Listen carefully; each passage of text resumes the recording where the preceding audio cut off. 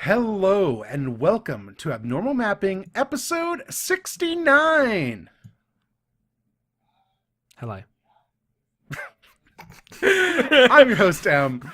With me is regular co-host, Jackson. It's good to be back, video games. It's good. It's been a long time. Good to episode 69. Some would say it's fun. Jackson, Yes. what have you been up to on this, our 69th episode? No. No, fuck you. Fuck you. Fuck you. All you've got to do is say the word, and it'll go away. Do I have to? Okay, all right. I'm gonna say it like I mean it. All right. Let's see if we can do this. Nice. Yeah. There we go. All done. All right. Taken care of. Hello. Yes. No. It's been fun. I've been playing some video games again. We're back at school. I finished Final Fantasy X, which was a huge fucking thing because we're obviously doing that for this episode. And playing an RPG, it's a lot. It's a lot. But then I got that out of the way slightly earlier, and I just played some video games. It was nice. What have you been playing? I've been playing Super Mario Sunshine. Super Mario Sunshine? What's that? It's a video game. What's a video game? Okay. So earlier in the year, I played Mario 64 a couple months ago. Yes. And I loved it. I thought Mario 64 was excellent in the way that because I it is. It is, yeah. No, because I didn't know if I was going to bounce off it or if I was going to, because I obviously know, Mario 64, that's an important video game, but I didn't know if I was going to actually, personally love it on a level without, this is an important game, but I ended up really being into it. Sunshine, not as good as Mario 64. Don't believe any contrarian takes. It's not that good. Look, I love Mario Sunshine. It is not Mario 64. No. Let's be real. But it's a good time. It goes on a little too long because of its structure. Mm-hmm. Where you because there's less game there, they make it so you have to basically do all the actual stages, rather than get an amount of shines. Which is fine. It ends up being fine. There's a couple of really bullshit stages, but the game's fun. Mario's fun. It is looser than you would want a Mario game to be for platforming these days, but it's a different time. It's no Blink's the Time Sweeper. Yeah, no, the GameCube. The GameCube. The Dolphin. Did you play that on Dolphin? I played that on Dolphin. I don't have that run. Good? It runs fine. Yeah, it runs completely fine. Did you up-res it to where it looked beautiful and shit? I up-resed it to 3 times resolution. God, I bet that looked great. It did. I went to Super Mario Sunshine, or Steal My Sunshine, and was like, why is it so blurry? Because an SD system. Yeah, it looked very good. The water's amazing. It's a good game. It's a good Mario game. I don't recommend anyone, go and play it. I mean, it's kind of hard. It's kind of hard to even get you have to have a GameCube now. There's no re-release of that game or anything. So you either have to have a GameCube or get it on Dolphin. Yeah. But also it's it is a game that exists if you've played Mario 64 and kind of want more of that, but not exactly because it's not quite that. Yeah. It's weird. I mean, it's the closest thing to Mario 64 that has existed up until the day this episode goes live. Oh, I'm so Hopefully. ready. That is the backstory for why I'm doing this. Is I've just got that Mario itch. Yep. You have to stop me from starting up another Mario game before Odyssey, which I shouldn't do it, but God, I want to. All you have left is Galaxy 2, so don't do that. I could play the second half of 3D Land. I could play 3D World. These are games I haven't really got that deep into. Don't. I mean, I won't now, but I should one day. Yeah, no. One day after Odyssey's done. I know. I just love that Mario. Mario's good.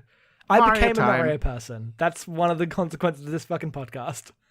Yeah, no. Look, if it's good, you do it. That's the slogan. That's Mario's famous slogan. If it's good, you do it. Yeah, Mario comes out and he goes, "If it's good, you do it." That's what he says. That's how he sounds. That's Mario. Yeah, no, 100%. That's Mario. That's a him. That's a him. Mario. That's Mario. I look over at my date when Mario comes on the screen and says, "That's a him, Mario." No, you don't. You don't do that at all. That's Cappy. Oh, no. That's a much worse joke. Is it? Is it? Yes, because it only relies upon a rhyme and not, like, subverting the entire construction of the phrase. Don't fucking talk to me about subverting the entire construction of the phrase when you spent the first 90 seconds of this podcast going, 69! That was for... Some things are for me, and some things are for the evolution of joke form. Okay. This is for the evolution of the joke form. I want you to be a better comedian. Do you? That's what you want from me? No, I don't... That's what you want. When you think of things that I could bring to the table, be a better comedian is on your list. Yeah, all right. Yeah, no. What have you been playing? So I've been playing a lot of things, but the game I want to talk about is a newish game. It came out like 2 weeks ago. It's called Yono and the Celestial Elephants, which is a game by Neckbolt Games that came out on the Switch and Steam.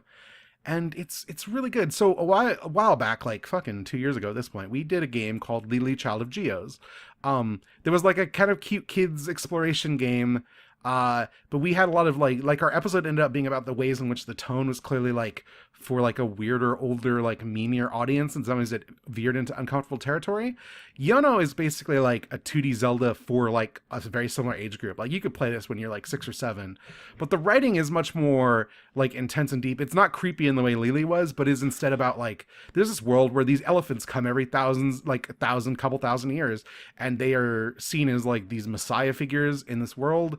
And you come at this time where this queen has basically like established an empire over all the various lands that you visit, and the people of these lands don't like being colonized. So there's like these like skeleton people who have basically like retreated into hibernation instead of being dead alive in this world. And then there's all these mechanical people that don't believe in the elephants being saviors, who have gone on to form like a democracy in their like little enclave that they've been all shuffled off to. Like the geopolitics and the philosophies of stuff is way higher. Like it aims higher than the game does. And it's really interesting. I think if I was a kid, I would like either be really bored or love it. And I can't tell because I haven't been a kid in a long time, but I thought the game itself was super charming. You get to be a cute elephant, and you get to get skins for your elephant to make it look cute. And it's like 4 hours long, which is the perfect length for any video game. Yes, no, that is the abnormal mapping rule. Yep.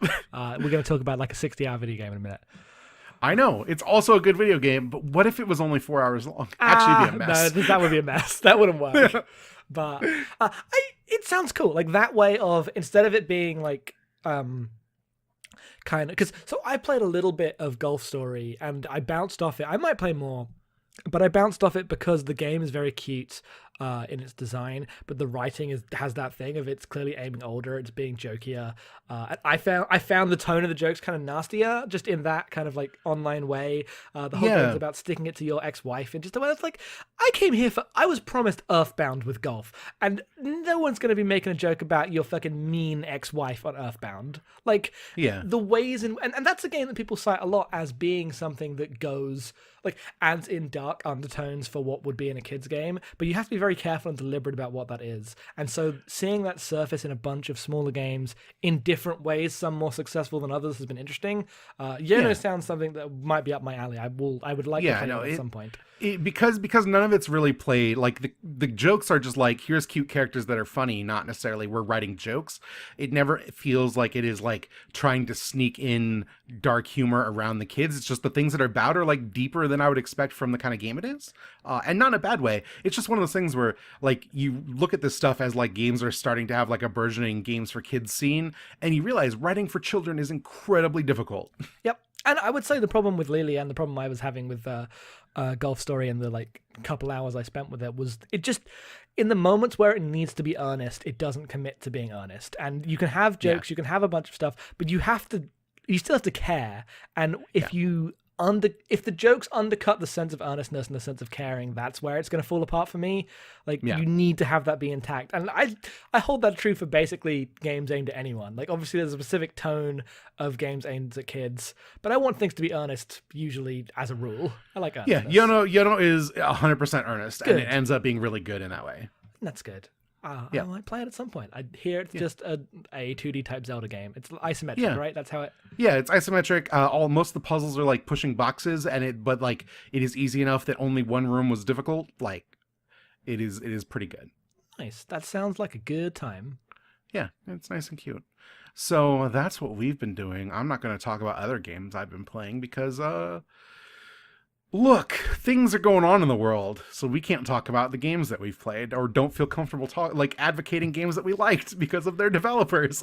You probably know what we're talking about. Yep, you played Sonic. That's not what I was talking about. That's not what you're talking about at all. No. No, I saved hashtag Sonic Studies for the Patreon letter. Thank you. You linked me just one of the multiple videos you watched from the Sonic fandom about the problems upcoming in Sonic Forces. That is who you are now. That is who you have become. Please embrace this identity. So I didn't link them because I agreed with them. I know. I linked them because I was curious why everyone seems to be really down on Forces when it just seems like Generations 2. And the answer is it's Generations 2. And while they like Generations, now that they've got Mania, they've all lost their minds again, and Sonic cannot be good in 3D. Yeah, I mean, the thing about Sonic fandom being actually 19 different fandoms warring at once means that whatever happens, it'll always be a trash fire. Yeah, no, that's true. They came together under one banner for so long, and so now when something goes right, it can only make it worse. Yep. God. They're doomed. That's all right. Mario time. I pre-ordered Sonic Forces. Yes, you have 2 games pre-ordered right now. You don't buy new games, you don't pre-order games, but you have 2 games pre-ordered. So the reason Mario's pre-ordered is because you get that sweet Amazon 20% discount. That's not the reason that Sonic Forces is pre-ordered, though. Sonic Forces pre-ordered because I played Mania and I loved Mania, and then I played Colors and I didn't like Colors, and I was like, I wish I could just play Generations, but a new game. Guess what? It's coming out in November. Hooray! You get to make your Sonic OC. Yes. Yeah. We both watched the trailer. Well, specifically, we watched the trailer where... it's not even trailer. It was just footage from like Gamescom or something. Okay, I didn't even know it was an official. Like, it was just a cut from a site. Yeah, it was just people playing a demo at like a trade show in Europe or something like that. And then like when your meter fills and you go into like the boost mode on the stages with 2 like Sonic and the OC, like the OC and Sonic like fuse into one beam and zoom through the stage as the vocals drop on the ridiculous like dance pop music. I don't know what genre. It's like Sonic's butt rock has become kind of electro pop, but in a very like modern, ridiculous kids way. It's a lot. It's anime as hell. It seems amazing, and you immediately pre-ordered the game. Yeah, no, that's what did it. I'm Sonic trash now. Sorry, everybody.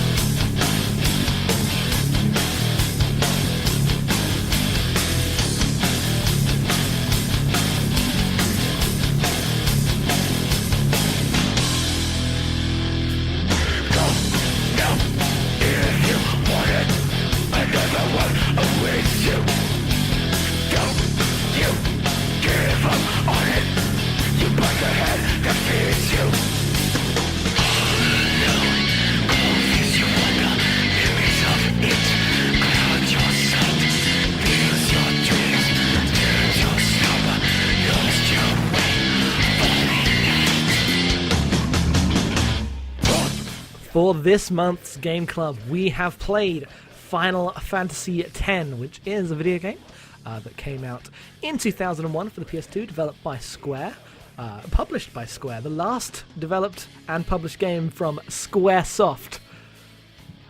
Square Software, as they were known. You've got a little story summary. We thought we would play this in our, we've been playing through the Final Fantasy games. We played 7, we played 8, we went back and played 4 and 6, and then we played 9, and now we're here, ready to cross into the PlayStation 2 era, ready to play Final Fantasy X. And I had been promised for years that this game was Final Fantasy XIII but good, and I didn't understand what that meant as a phrase, and I guess we're about to find out, because it ended up being true. So you've written a nice little short for this game, story summary of basically what happens, so we can get everyone on the same page and go into it. Yeah, as always, I mean, I guess 10's a game where I really actually like the story. So if you have not played Final Fantasy X and you don't want to know what happens in Final Fantasy X, you should have played Final Fantasy X. It's really good. But I'm about to tell you what happens, I guess. I'm going to step in and say I doubled this also. If you're playing Final Fantasy X and you are halfway through Final Fantasy X and you think, this game's not that great, I'll just listen to the podcast, you should really stick through to the end. I was there too. You should stick through to the end. What happens in Final Fantasy X? Tidus is a blitzball ace from the technological wonderland of Zanarkand. On the night of the big game, Zanarkand is attacked by a giant monster, and Tidus and his long-lost father's friend Auron are pulled through a portal. Tidus washes ashore in the land of Spira, a place where machines are decayed because they are forbidden by the religion of Yevon, worshipped by people suffering under the giant monster's sin. This monster, the same that attacks Zanarkand, returns every 10 years to plague the land and summoners pilgrimage to gain the power to defeat sin for another decade. Tidus falls in with the young summoner Yuna on her pilgrimage, which takes him across the land to Spira's Zanarkand, the ruins of a once great city where the power of the final Aeon exists, a summon that can defeat sin and bring about the calm. Yuna's father defeated sin the last time with the help of two men, Auron and Tidus' father Jecht, who was also pulled into Spira when he disappeared in Tidus' childhood. Tidus, Yuna, and her companions pilgrimage across the land, encountering a world of devastation where people live in the specter of constant death. Yevon itself is headed by maesters who cling to the material world after they die, ghosts who shepherd the world through endless cycles of sin and calm, trying to minimize damage best they can. Along the way, Tidus learns that sin itself is somehow his father Jecht, through Auron, who joins the champions guarding Yuna, which only strengthens Tidus' resolve to confront sin to tackle the trauma his father brought to him throughout his childhood.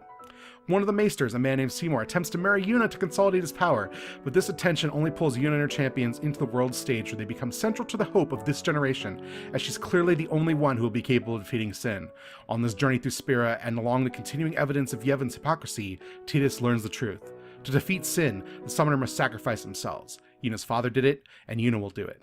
But as they learn more of the world, the situation seems more and more tenuous. Why sacrifice the young when the old cling to life, demanding a sacrifice they themselves will not make? When the pilgrimage finally makes it to Zanarkand, they learn the full truth of the world.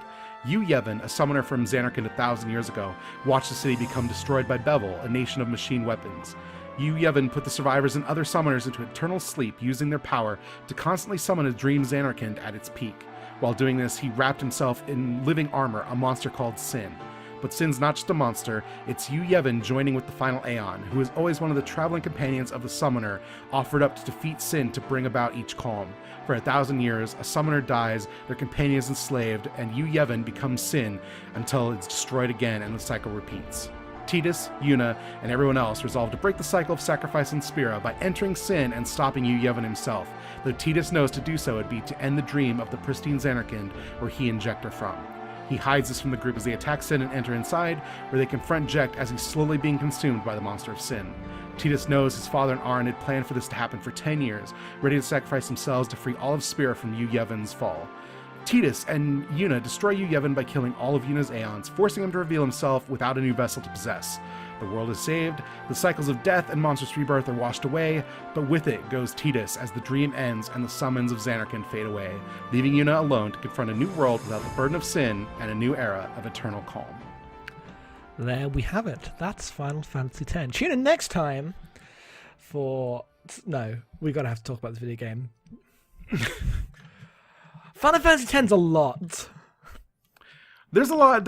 So, this is the first PS2 game, and they announced 9, 10, 11 all at the same time. Yes, they did. And this is the game that's like the power of the PlayStation 2. The console's so powerful that they weren't sure they were going to be able to bring it to America because the chips could launch missiles. 2000 was a fucking time, y'all. What a different time. So this is like the move to 3D, the move to voice acting. Like everything is like rendered in engine more or less, and this is the most PlayStation 2 video game that has ever existed. Yes, so playing this, I've played Lost Odyssey before, which isn't the PS2 game, but comes from that era of 3D JRPGs, Yes. Yeah. like directly. And it's like, oh right, this is where all of that come from. This is the moment that you switch from the early Final Fantasies as a model of like what the world thinks JRPGs are, to switch to this of like realistic characters. Everything's like 10 times more anime. Everything is like slightly older, slightly more beautiful, slightly more like just a lot, 10 times longer, a lot more systems. It's all here. Everything that happens to JRPGs happens here, and it had disastrous effects on on the company, on the genre. To be fair, this game was a runaway success. Yes, but it is directly responsible for Final Fantasy XIII. Yes, no, 100%. It makes Square Enix inevitable. Yeah, no, it really does. But like this actual game, everything about it is like, it's very well done. It's incredibly well executed. I've had a great time with it. But it's where the switch happens. It's where everything like because JRPGs, you say, were like on the PS1 were the thing that everyone was super into, right? Like that was like Final Fantasy VII was the big spectacle game. That's the thing. Yeah, you created an entire genre where the storytelling was like intense and involved in a way that they weren't before, because you had disc systems that could do extensive cutscenes and CG, and like suddenly you had beautiful video games that people could play. Because the thing with JRPGs is that they might be involved, but they're usually really easy, especially if you're willing to just drop time into them, because you can just level up and get better and beat the game. And this is the logical extension where now you're making movies out of the game. Like you've got voice acting, you've got huge, beautiful cutscenes.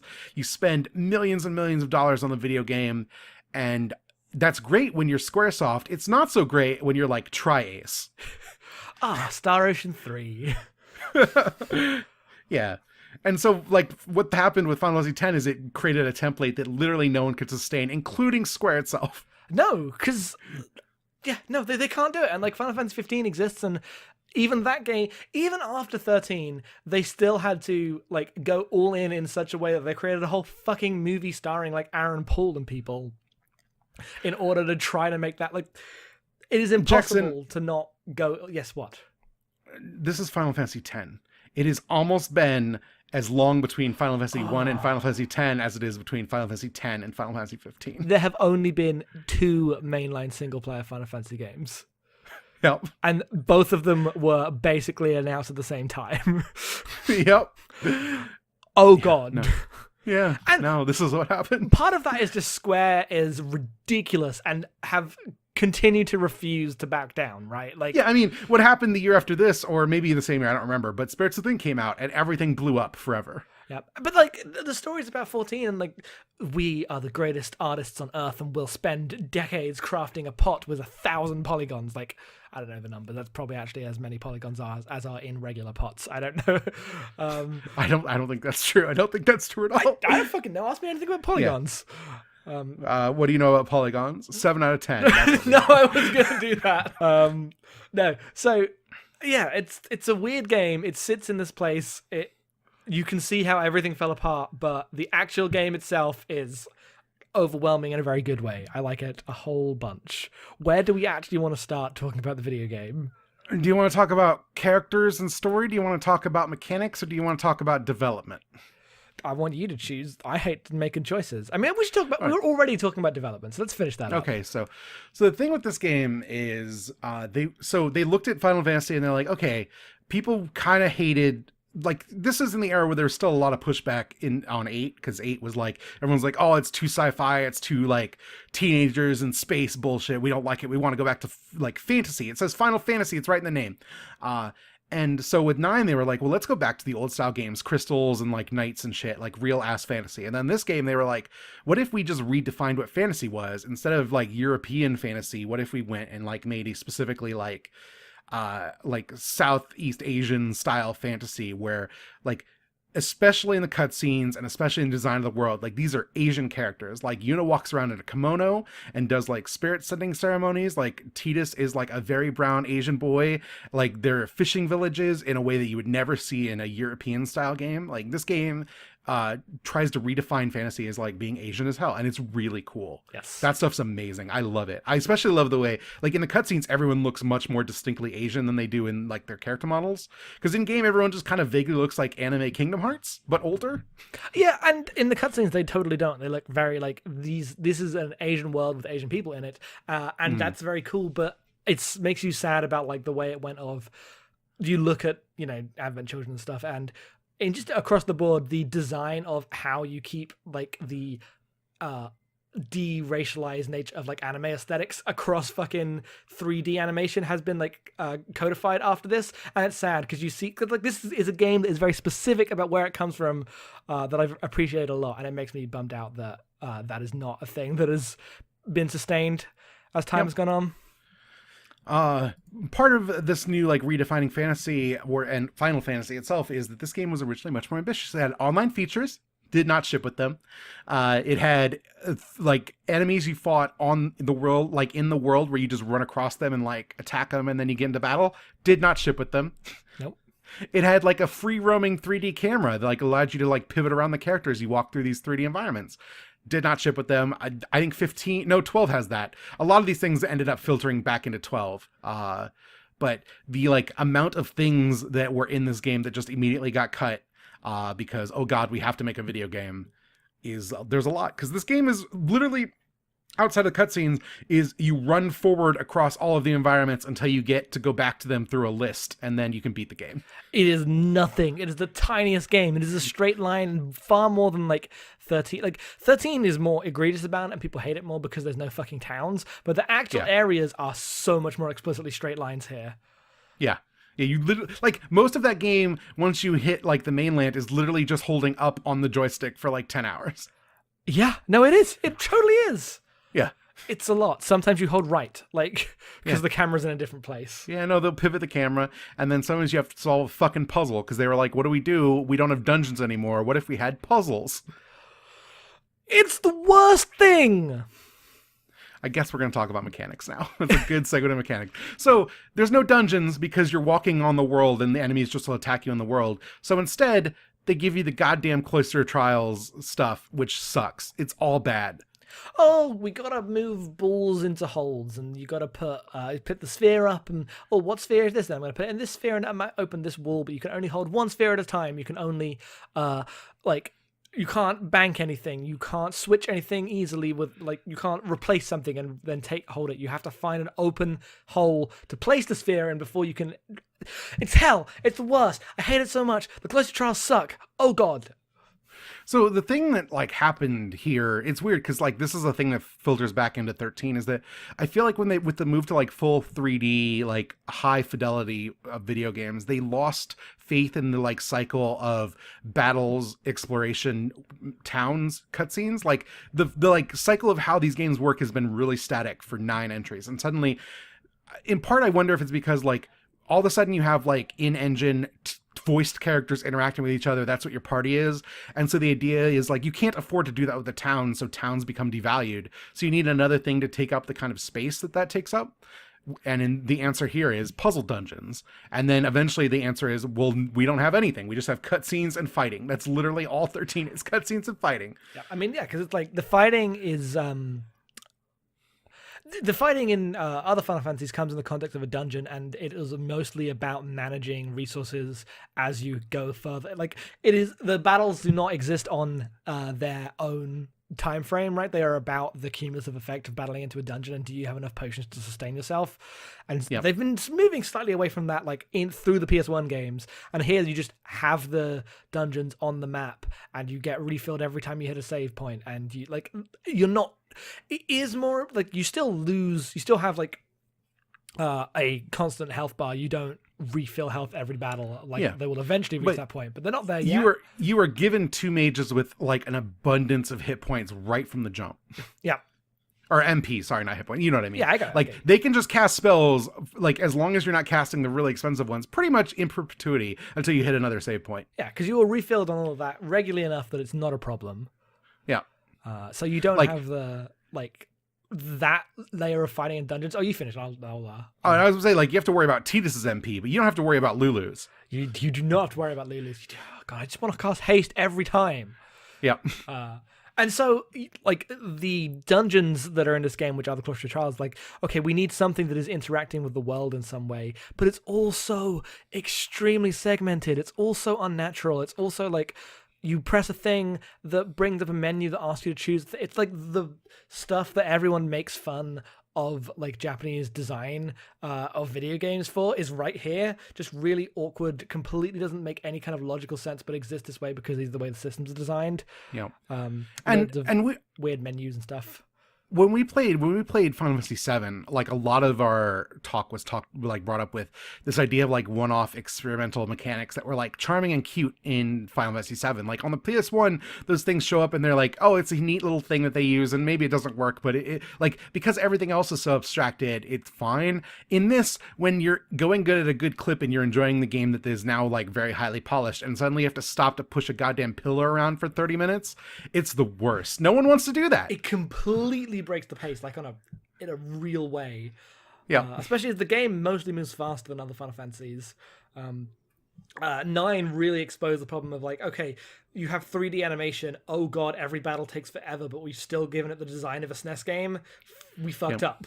Because 9, we talked a lot about the battle system being really lethargic, and in this game they just do away with that by getting rid of all of the meters and stuff. So the way this game works is it has a it's called the conditional turn-based battle system, in which you are given a timeline of everyone's actions based on their speed that shows you maybe for the next 10 to 15 moves. I don't know how many are displayed, and that's you and the enemies, and you're given you're allowed to change. You have 3 party members. You're allowed to change party members at will. Like it doesn't even take up a turn. And you just bring in who you need. And a lot of the game is wrapped around each character can do a very specific thing. Like Lulu does black magic, Auron can pierce armor, Waka can hit flying enemies, and you have to bring them in to do those things and push around the enemies, specifically because Tidus is like a time mage. Tidus can hit faster. He has a move that takes up, it reshuffles him in the turn order faster when you use it. He can slow down bosses and speed up allies, and so you want to adjust the speed of everything, so your turn order is just you going forever, and then the boss goes and it's devastating and you heal up, and then you go again for 20 turns. And the ways in which that turns this game into a lot of times when it's all clicking along at a good pace, you are just wrecking shop against every enemy when you have the right people set up. Yeah, but the crucial thing is that it doesn't make the battles faster. The battles are I feel like it totally makes the battles faster. No way. Because in 9, you could get into a battle, hit attack 6 times if you were high level enough, and you would win. But the animation of the loading in the battle, that took too long. But here, the choice isn't to make the battles faster. It's just there's always something active to be doing. You have to have Tidus in to get the thing to do. It just makes the battle. The problem that they wanted to solve, I think, is how do we keep this kind of battle system but have there always be interaction on a level that isn't just we need to be a high enough number to beat the other enemies, and they did a great job of that. The thing that's changed though is when you get into battle, everything loads in. Your characters run in and out really fast. They new characters load in quickly. When you choose to attack, the character just leaps forward and attacks because you're not waiting for invisible enemy timers to tick over. Everything just happens as you enter the commands. And while stuff high level magic and aeons take fucking forever still because it's Final Fantasy, the flow of a normal combat battle is characters moving and turns happening at a much faster clip than they did. You're not wrong. It totally does. It goes much faster in that sense. But I still think that the actual thing they did wasn't make it they didn't go back to the battles in the SNES games or the versions we played. They move so fast. It is just unreal how quick battles go in that. Yes. And they don't try to emulate that. Instead, they make a battle system that you're always having to be doing a thing, even if you're super high level, even if you've put in the give me the everything cheats. Yeah. Which I did at a point. And I thought that was cool, especially in I like 13's battle system just fine. I think that is used badly in that game and becomes exhausting as you fight a whole row of enemies and basically identical battles over and over again. But that has a similar idea of, okay, things your characters are good at certain things in certain modes, and you need to switch between those modes in order to have effects happen. 10 is just that idea, but without abstracting it too much that it becomes annoying, and still in the mode of an actual Final Fantasy thing. It's really cool. Also, the time mage stuff owns. Yeah. Like that is Yeah, just giving you someone with haste and slow relatively early from the jump makes how that game operates much more interested in you manipulating that stuff. Well, when we play these games anyway, always gravitate to like haste and slow as the core. Like we're gonna get fast, and if we can attack faster, the other enemy will die faster. And the whole game is built around that as the core mechanic. That is this game in a combat sense. Yeah. So of course it appealed to us. Yep. And then it also is a game that gets rid of levels because you have the sphere grid. Jackson, how do you feel about the sphere grid? Bad.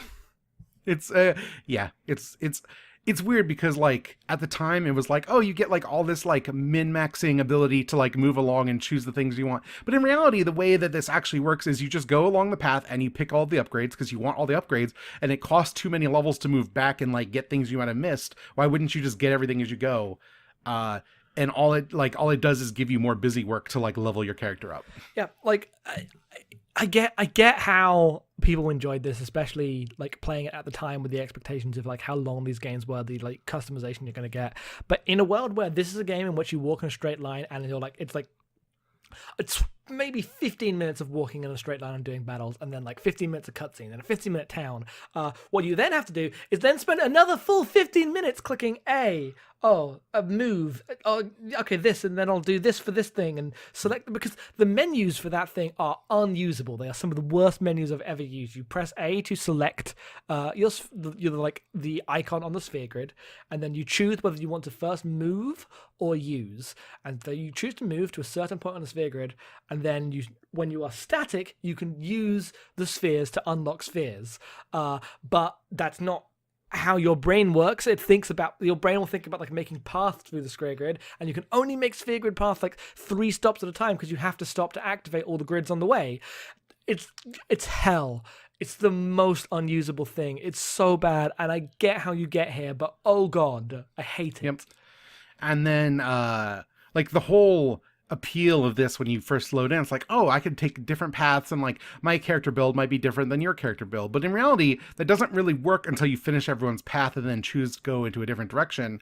And these paths are still locked in. Like if I take Tidus all the way to the end and I end back up towards the beginning, and then I throw him into like Auron's path, that doesn't like actually change Tidus much, aside from the fact he gets much stronger very quickly. Because Auron's still doing the Auron things. Auron has piercing on his weapon. Tidus does not. So Tidus is going to still do Tidus things because Auron can't do them. And then on top of that, if you play the modern HD re-releases, what you're playing is essentially the international re-release that came out later on PS2 in Japan. And that allows you to choose the expert sphere grid, which changes up where everybody is. And everyone starts in the center, so you can kind of pick what path they go in. But that still doesn't allow like the customization you'd think where like, oh, everyone starts from the same place. We can go in all these different directions, because you still lock yourself into a path where if you take Tidus down Lulu's path, suddenly Tidus has a bunch of black magic, but you can't stop mid-path and then jump into like Auron and suddenly become a badass with black magic. You still have to get to the end of the path and then move over to Auron's path. Also, and it's just not interesting. All it does is like do like a shuffle on character abilities, which I guess is fun if you're playing this game for the 10th time, but I don't think those people exist anymore. Also, the game's combat is designed and is made engaging by the fact that every character is specific. If you turn every character, like the end game of the sphere grid, which to be fair will take you so long that you will have beaten the game and beaten everything in it by the time you get there. But the end game of sphere grid is to basically have every character able to do everything, and that doesn't work in a game that, like, the way it is made enjoyable in a battle sense is by having only certain characters able to do certain things, and thus the game is about balancing your characters. So it just is like antithetical to what the game is about, to give you this kind of like choice, and the game knows that, so it railroads you and makes the choice meaningless, and just means you have to sit in a shitty menu for hours on end, like adding up over the game. It's hell. I hate it. Yep. I think that's everything mechanically. Yeah. Oh, you know what? It's not everything mechanically. Jackson, you have experienced Blitzball. Okay, so my record is 100% win, 0% loss on the Blitzball. I've never lost a Blitzball game in my life. How many Blitzball games have you played? I've played the one. And I won it? And fuck you, because I'm never playing Blitzball again. That record is untouched.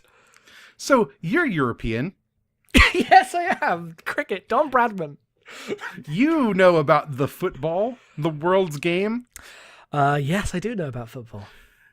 Tell me, as a footballman, how you felt about being put into the tutorial for Blitzball. Oh, I mean, I guess I get why you say tell me as a football man, because I was yelling about how sports work while I was. The Blitzball tutorial. Blitzball's a big part of this game because there has to be some kind of triple triad, whatever the fucking one in 9 that no one gives a shit about. Tetramaster. Yeah, no one cares. And Blitzball's the one in 10, which is more memorable if only for the fact that they make you do it and it sucks. It's just, it doesn't make any sense because it is a sport theoretically with real-time control, but it's all based on stats and numbers and turn-based moves. Even though you are directly controlling characters in a space, your actual spatial control doesn't make any difference. For example, you are playing Blitzball. You go towards the goal. You get close to it. There is a person behind you. You have passed your defender. You click shoot.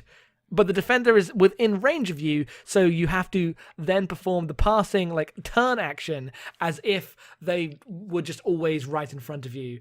And there's no how do you do this? How did this happen? Who made this game? Who designed this? This is for insane people. I don't know. I've never gotten good at Blitzball. I've tried to understand it before. This is my third time playing through this game. Every time I say, I'm going to learn Blitzball this time. I'm going to give it a good try. All my friends hate it, but I'm going to give it a shot. And I get to that tutorial, and I read it, and I technically understand what it's saying, but in practice, I don't understand why anyone would ever do this or want to do this. But, because the game is what it is, it all revolves around numbers. So what you do in that first game, which to be fair, I went and looked it up, and they have said that you are designed to lose that first game. It is meant. Oh yeah, no, 100%. The narration makes sense that you lose that game. Yeah, it is meant to give the feeling of being in a sports anime against the ridiculously overpowered opponents. But what that actually does is it teaches you that Blitzball sucks. Yep. And you should never play it again. On some level, look, I respect. It doesn't matter if we were given boss stats and we owned that whole story. I would still never want to play Blitzball again. Sure, but I kind of almost respect the fact of designing a game so complicated that it takes 12 different menus of tutorials to explain it, and then immediately throwing the player into a game that is so unfair that it is designed for you to get crushed for 5 minutes straight, and then going, okay, now you can do that whatever you want. Oh, Squaresoft. Oh. Yeah, after you leave that town, after you leave Luca, you go to the next save point. It's unlocked Blitzball. You can play Blitzball from anywhere on the map.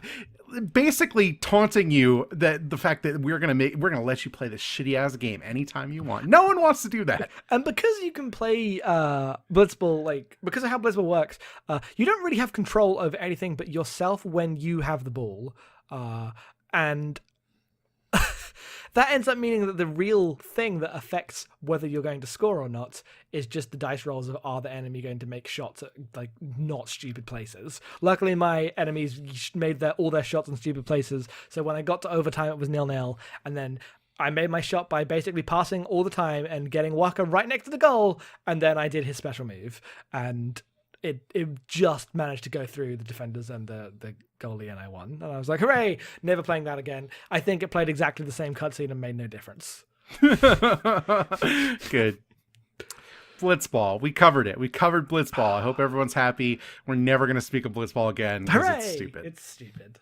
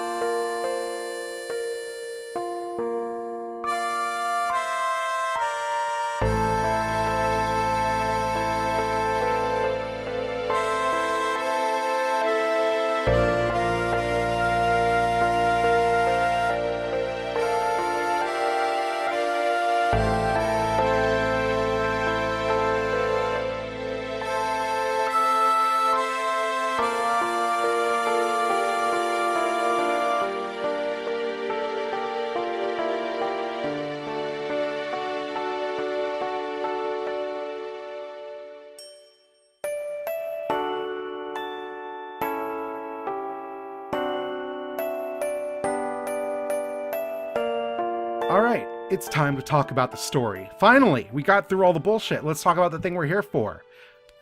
I love Tidus. We get to run down more characters. I love Tidus. Can you name me every character in Final Fantasy X? Okay, so Tidus. Yep. Yuna. This is good because none of them have last names. Oh, it's true. That is true. Yep. Tidus, Yuna, Auron. Yep. Wakka. Yeah. Lulu. Yes. Riku. Yes. Kimahri. Kimahri Ronso. Thank you very much. So, is he Kimahri? But the Ronso's the race. Yeah, but they just called, like, I don't know, his name's listed as Kimahri Ronso. Okay, well, sure, whatever. So, let's work from least to greatest. So Kimahri... Kimahri sucks. And it's not even his fault. He is built to suck from the moment he's introduced. Like, you're given all the world of all these colorful characters, and he's the guy who doesn't talk. So he's already off on the wrong foot. And then you realize his whole gimmick is that he's a blue mage, and also he doesn't have a character path. He just gets to duplicate someone else's path. So he's literally useless in 3 directions. And just for good measure, they throw in a solo boss battle with him later in the game. Yes, so if you realized he was useless 3 times over and didn't use him, you were punished for your hubris in deciding who's good and who's not. So we like this game a lot, but holy shit, Squaresoft, on every level, it's no wonder you immediately exploded. God damn. Yeah, Kimahri sucks. He's like Yuna's like guardian pet. He's the huge furry cat man. He is a tiny Ronso though, which is great. I love when you meet all the other Ronsos and they tower over Kimahri. It's like, so you get him and he's ridiculous and he doesn't talk, and then eventually he just does talk and you're like, oh right, so that wasn't even your thing. Great, thanks, fucking thanks, you have nothing. Yep. You just started talking now. His thing is that he's tiny and the other Ronso don't like him because he wasn't honorable like 15 years ago or something. Oh, Klingons. Yep. Yeah, but like really shit Klingons. I know. These aren't even the best fake Klingons we've had on this show. Yeah, no, that's fair. That is fair. God. That's a real bummer when you put it like that. I know. Oh. Yeah. Kimahri sucks. Who else? Well, if we're going from least to greatest, Wakka. Is that true? I guess it is. This is a good party. This is a good part because I like Wakka. But yeah, no, Wakka's fine. But the problem is that he's voiced by John DiMaggio, and every time Wakka opens his mouth, I just hear Bender with an offensive accent, and it's fucked me up forever. Because like he does have a pretty questionable accent. Brother. Yes, exactly. But I didn't make that connection because I haven't, like, I've watched Futurama obviously, and I know what Bender sounds like, but that wasn't in my head. Yep. God, that would ruin it. That would just kill the whole fucking thing. It really fucks it up. So, yeah, no wonder. Wakka is the leader of the Besaid Oryx. Yes, the Blitzball team. He has a brother, Shapu, who died a long time ago, and he's still fucked up about it. And when he sees Tidus, he's like, "You can be my new young little brother, and you're gonna teach us how to Blitzball, and I'm gonna teach you about the world, and we're just gonna be best pals." Wakka, like, I like Wakka, but when I first played this game, I thought Wakka sucked the most. I'm a big fan of Wakka. He's fine. Tidus is an idiot in this game. Yes. And then the first person he like actually meets is a bigger idiot than him. Is a big idiot with him, and they both team up to have idiot sports adventures. That's like the opening of this game. It's great. Yeah, that's fair. Because Wakka is like really into the religion, and he's portrayed as kind of like the dumb jock character. So he's all about the big games, and he's all about what Yevon says, and he doesn't trust the Albed, who are the people who use technology and are like they're the outcasts. They're a weird tribe of mech users. But then the way this surfaces itself in the game is later on when we get to like the big stuff that we'll talk about at the end, like the big story stuff where he has having to like go against himself and everything he's been taught in order to like beat the video game, and he says, fine, I'll do it, but I'm not happy about it. God damn it, you guys. Like, that's basically his reaction every time there's a big plot point. I guess Yevon doesn't follow its own teachings, yeah. It's specifically the line before the Unalesca fight. Like, I forget what he says, but when everyone's like, yeah, time to kill God, he's like, yeah, fuck you, I'm killing God, I guess, whatever. Yeah. It's basically his whole deal. Yeah, no, that, and he's sad about his brother. Chapu. Chapu. Let's go meet Which Chapu. which I guess brings us to Yuna, or not Yuna, Lulu, who is lesser only because she's not one of the main characters. Lulu's actually awesome. Lulu's better than Riku. Fuck you. No, I'm sorry. Yes, she is. Also, Riku's the Albed, which is why she goes one above. Like, you're right, and she's more central, but Lulu. No, I'm sorry, Riku's better. No. I'm just telling you, one of them is a playable character in the next game. One of them is not. Well, they made a mistake there, didn't they? Who's fucking Pain? Who is this? You had to make a new goth girlfriend. Oh, she's a much better goth girlfriend. Lulu is the black mage. She was like in a relationship / maybe betrothed to Chapu. I don't really know for sure. I don't see how that would work. Chapu seems like just as much of an idiot as Waka. I don't know. Lulu hangs around with Waka a lot, so clearly she's into idiot men. I mean, the game does like push the possibility of a Waka Lulu ship, which lol. I'm going to tell you that the sequel also decides that that's the way things are going. Fuck you. That's fine as like a thing you can imply in the video game. You can't make that canon. No, they are just together 2 years later. God damn it. Anime. Sorry. That is why you have a different goth girlfriend. She's off being like with Waka. All right, Lulu sucks. But in actuality, she is like the character that became like the punchline for Nomura designs, even though she is amazing, because she's the goth lady who walks around the entire world in a giant dress made of belts with her like stuffed animals casting magic. Also, it's really unfair to saddle her with that, considering every single person in Spira looks like has the most extra designs imaginable. That's not like. Oh, you mean Donna? Yeah, I mean Donna. I mean Tidus. Yeah, no, I mean whatever. Tina's just got weird pants. Yeah, like Lulu's literally decides traveling around the world, the best thing to wear is a floor-length gown made of belts. It's amazing. Okay, yes, it's amazing. And a top that at best provides zero support whatsoever. And yet in the model, a lot of support. Yeah, no. Nobody in this game knows how bras work. Yeah, well, like square soft. Anime. Yep. But Lulu's great because she's clearly the most useful character in the game. Because black magic is just very, very good. So, like, we'll get to Auron, but Auron is basically portrayed as the person who knows what is going on and kind of like the quiet, straight man of the bunch. But Lulu is also that in a different way because she's not like hiding something. She's not got any kind of like big relevance to the plot or like stuff that will factor into things other than the Chapu connection, which is my new album. And so she's just kind of like, yep, I'm a guardian. We're gonna do this. You need to calm down. Everyone needs to calm down. You, Waka, calm down. Tidus, you especially calm down. Everyone needs to calm down. Stop crushing on Yuna so hard. Go talk to her. Yep. She's great. Then we have one of my favorite characters in all of Final Fantasy, Riku. I can't believe Lulu and Waka. I come not over that. I'm sorry. We'll talk about it when we play that game. Yeah, we will. Riku's cool. I was mean to her in the Lulu section, but Riku's great. So Riku is like the epitome of like Genki anime girls in a game that is like kind of like, we'll talk about it when we talk broader about the game, but a game that very much like tries to move away from being peak anime in like really interesting ways. No, sometimes. it doesn't. Specifically about the voice acting. Okay, yes, but that's not because... Okay, that's a different thing. Because the game is the most anime thing ever made. I know. But Riku's an all-bed, which means she doesn't believe in any of this Yevon bullshit, but she's really into mechs, and she's got cool spiral eyes, because I guess all the all-bed have weird spiral eyes. It's not really, like, showing why that's the case, but she does. And she's your thief, and she's awesome, and she met Tidus when he first shows up, and then you meet her way later, and she's Yuna's cousin, and she's not going to let Yuna sacrifice herself for something as stupid as religion. And I love Riku's, like, font of ridiculous cartoon positivity. I think she's very cool. She's great. Her and Tidus make a great team.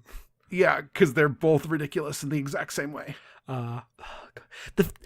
Almost all of these games' this game's character interactions being good comes out of the like Rosetta Stone of Tidus being an idiot and not like a fucking sad boy. Yeah.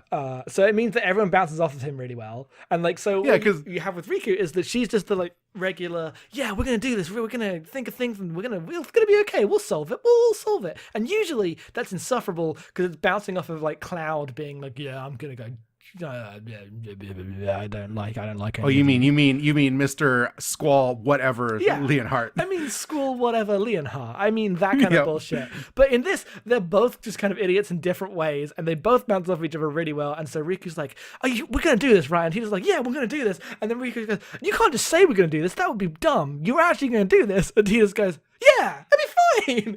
But that conversation happens about 6 times. Yeah, no, because they just keep psyching themselves up into making sure they find a way out of an impossible situation until they do. Fake it till you make it. But none of them That's actually, Riku. any of the conversations come up with a concrete plan until they are provided with one. Yeah, no, 100%. I mean, so in these character descriptions, Riku is 15 because anime, so she's just a child. Okay, sure. How old's Tidus? How old's Yuna? How old's everyone? Yuna is Yuna's 17, Tidus is 17. Okay. Orin is 35.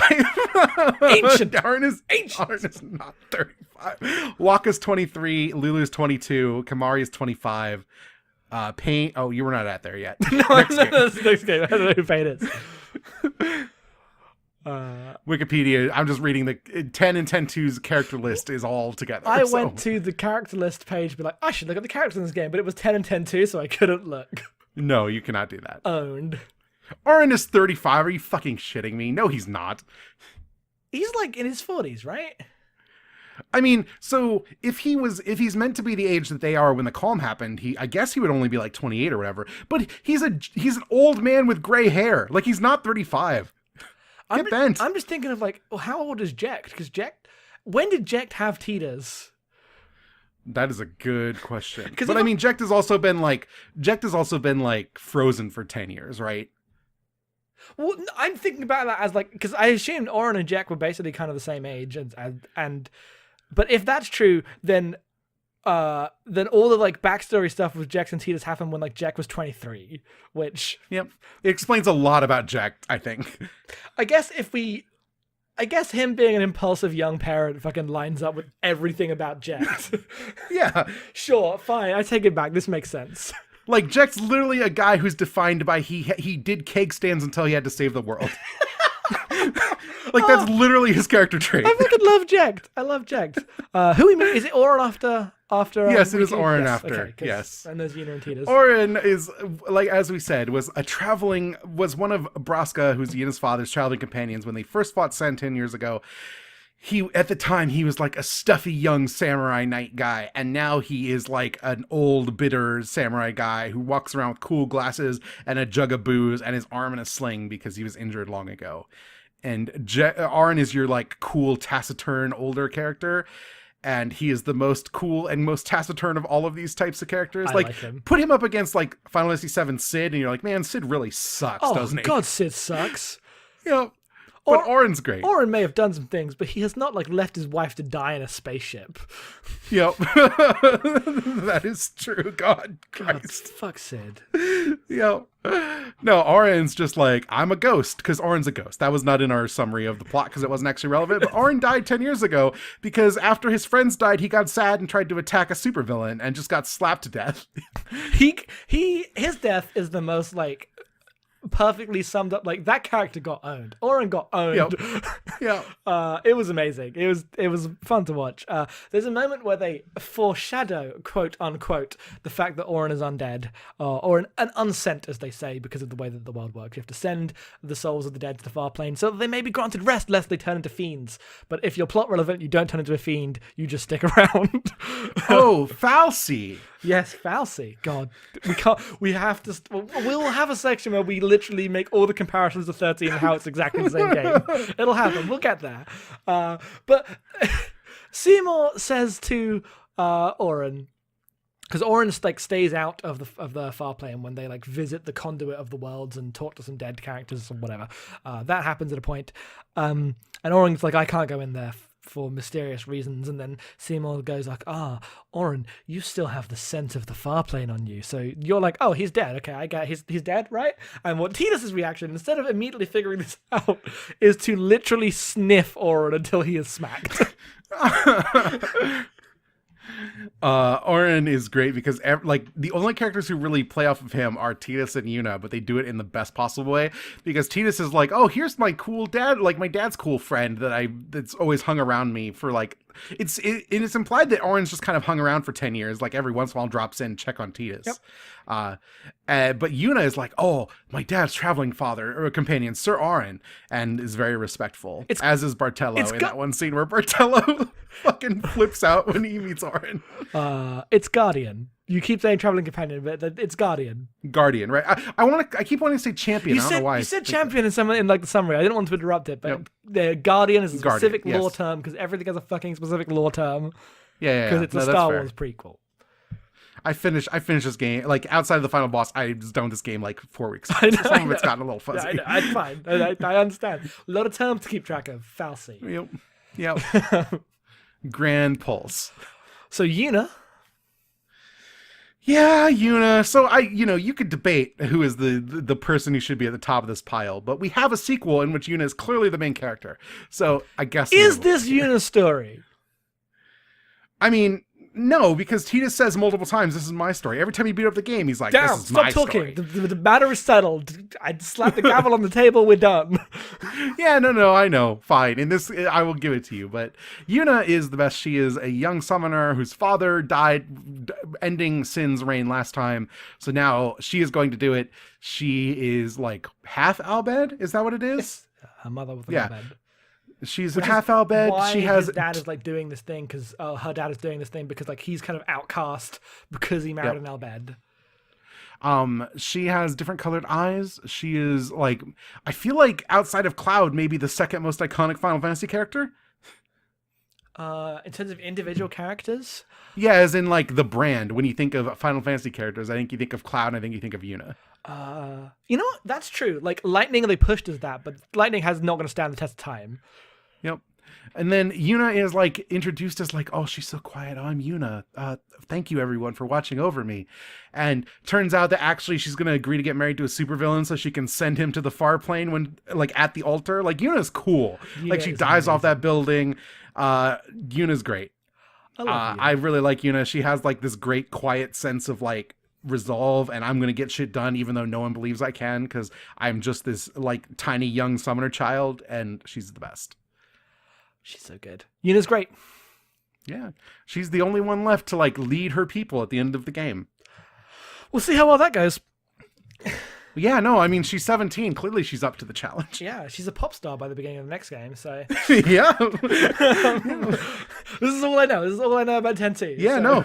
So you can kind of connect the dots as to how that happens. I can figure a couple things out. I can make some inferences. People go like, lead us. And she's like, no, I'm a child.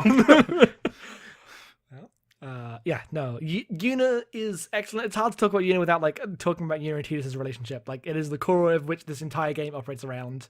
It is like there's a lot of lore stuff at the start and at the end of the game as they dive into the state of the world, but the thing that basically carries you through the game itself is the relationship of these two children who have no idea what they're doing with their lives and are about to make just huge decisions for themselves and for the state of the world, and they're very sad about it, but they're not like #sad boys. They're not like fake Shinjis, so they're going to deal with it by getting together and loving each other a lot.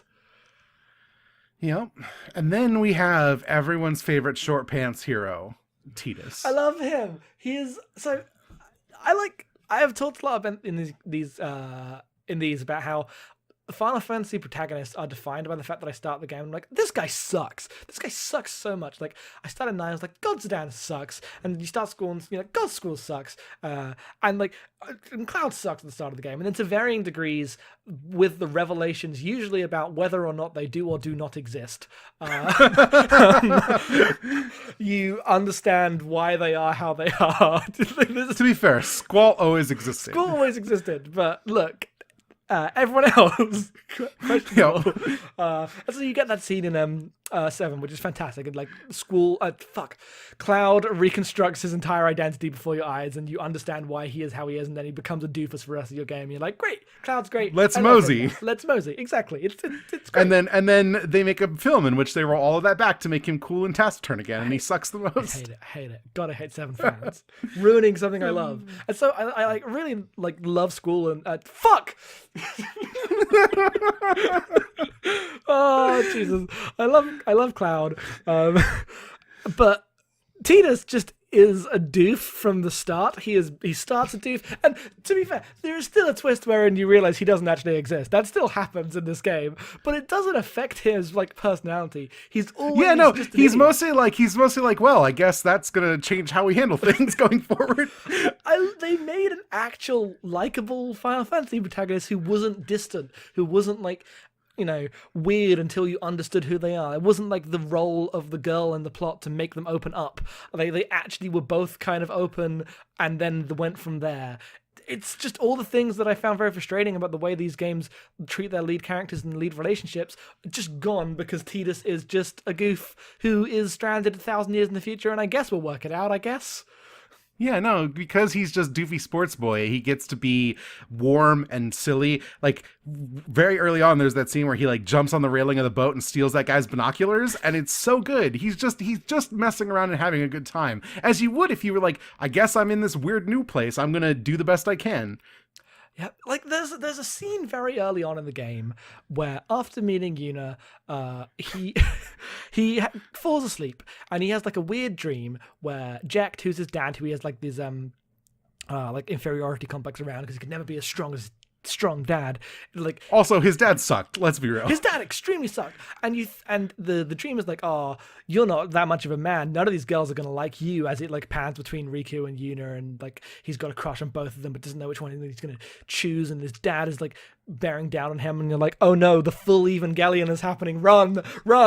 And I was worried it was going to be that game, even though nothing I'd heard about that game would suggest that, and then it goes in just the exact opposite direction. Like there's no romantic triangle tension, there's not even any tension between like Jecht and Tidus by the end of it. Like that relationship is so much more interesting than the dad is bad. Like it. Yeah, he shows up to Jecht, and Jecht's like, man, you finally made it. Took long enough. And Tidus is like, I really hate you, and I'm gonna kill you, and it's gonna be good. We're gonna fix this world. It's gonna be sad, but we got to do it. And they fucking, oh, it's so good. Yep.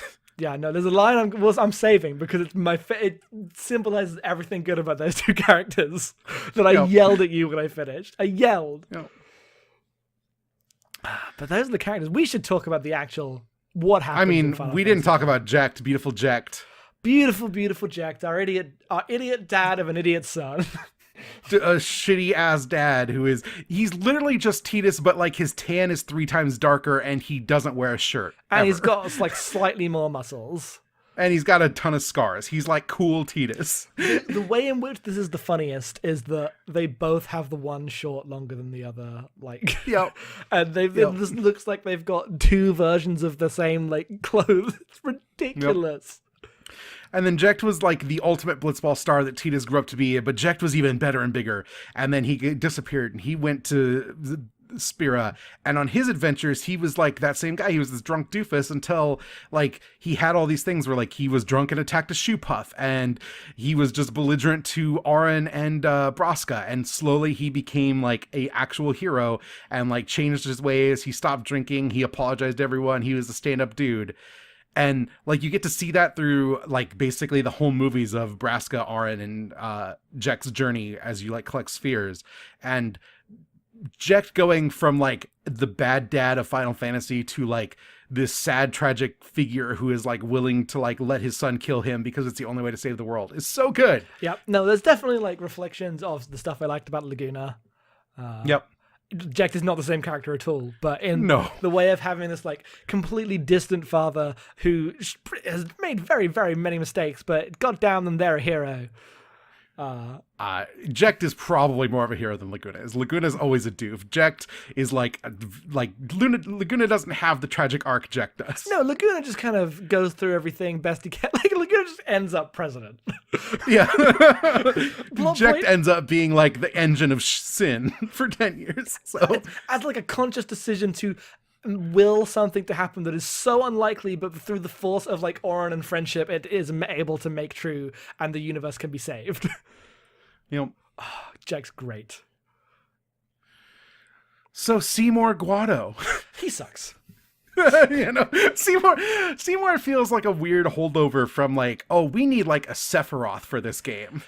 When I was playing through this game, and before I like saw what the game was about and how it ended, like Seymour was the the thing with which my complaints and frustration around the game's kind of revolved, because he just comes in and he goes, if you think about it, death would be better. So what if we killed everyone? And then there would be no more suffering. And you're like, I've played a JRPG before. Shut up.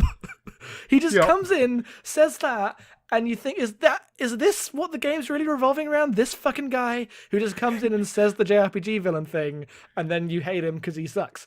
And luckily, the game has a lot more going on, and he basically doesn't fucking matter. He basically he ends up becoming the Ultros of this game, but he's like Sephiroth as Ultros.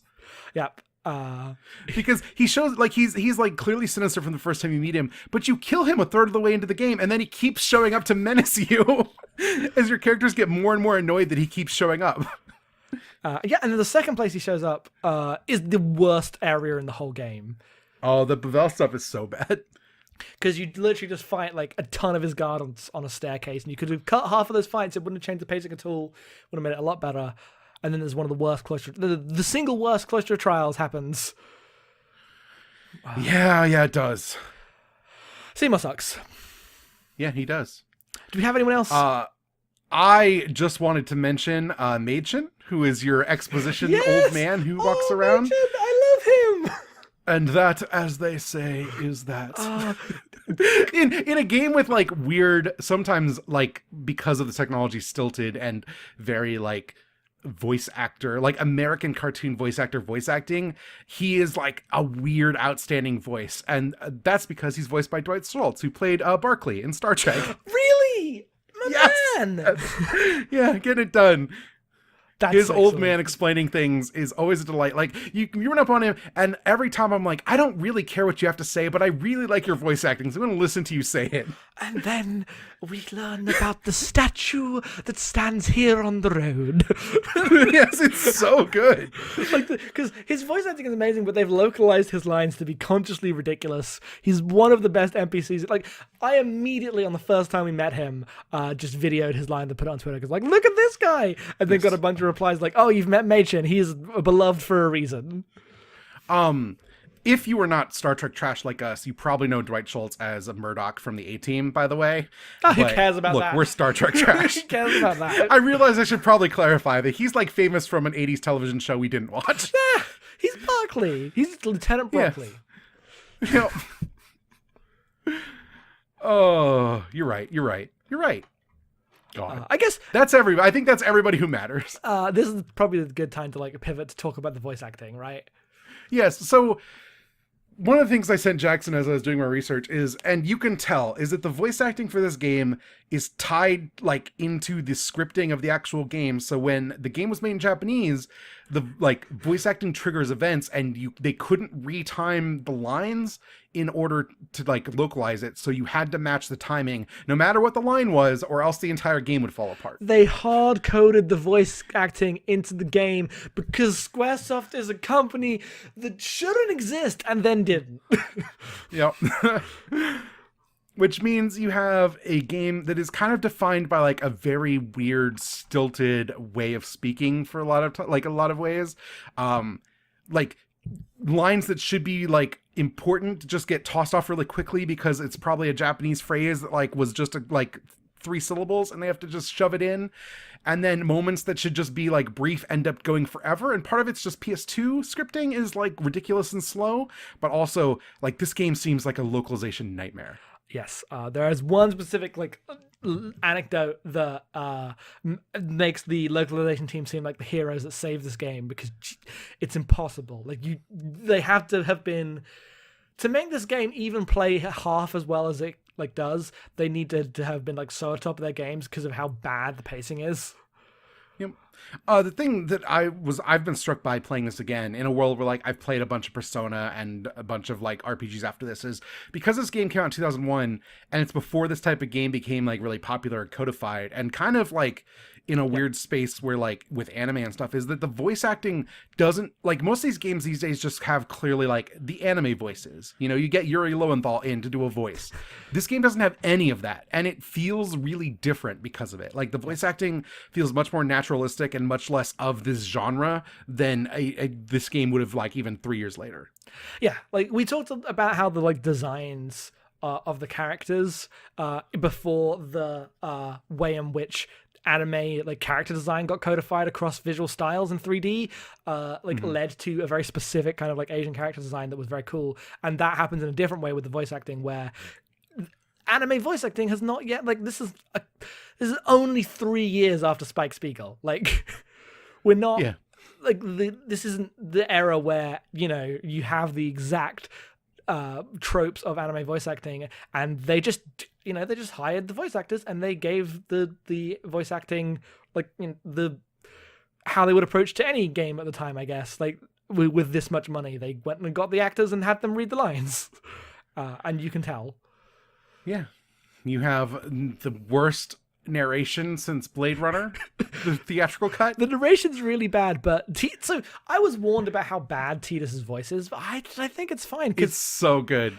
Like Tidus's voice is great. He doesn't sound like this character would sound in any modern game. He actually has like a sense of like personality to him and a very ridiculous beach voice, because he's a basketball player, so we're going to give him just intense surfer voice apparently. Yeah, but also like when he is just like the joke is always that he says something like without any import in the game, and then the voiceover comes in and repeats that exact thing and is like, I would never forget that time. And like the earnestness with which the voice actor sells it, and the ways in which it like ties into T.S.'s character as like someone who can be goofy but is never not like 100% behind everything he says. It's not like a facade. He's just a very earnest character, and it plays with that. Like it just leans into that, is really good. In a world in which this basically exact thing would happen with what's her name? The Vanille?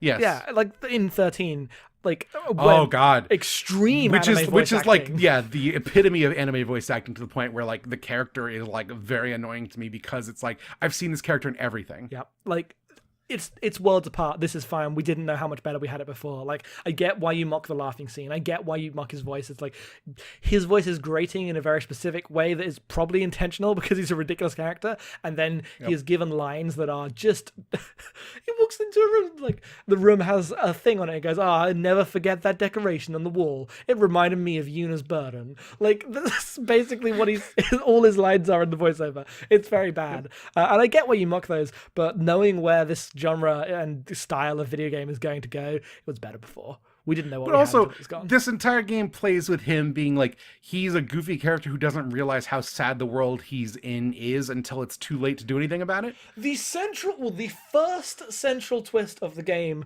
revolves around something that is obvious to literally every character, including the player, has been obvious the entire time, and Tidus didn't realize it. That is the Tidus spends the first third of this game talking to Yuna like, oh, when we get our pilgrimage done, I'm going to take you to my Zanarkand, and we're gonna have a great time. We're gonna party. There's gonna be corn dogs. It'll be great. And Yuna's just there like, I'm gonna be dead by then. And everyone knows it, but no one's saying anything because everyone's too sad. And then eventually it's revealed that, like, no, you know she's going to have to die at the end of the actual thing that happens is when you like around like after Operation Mihen, when you go to that like lightning tump or whatever, there's a scene where everyone's laughing and the narration goes, everyone was laughing. I was laughing too. I didn't realize at the time, but they were all laughing because they were too sad. Yeah, he's like, I think my laugh was the only one that was real, or something dumb like that. You know, he's a fool.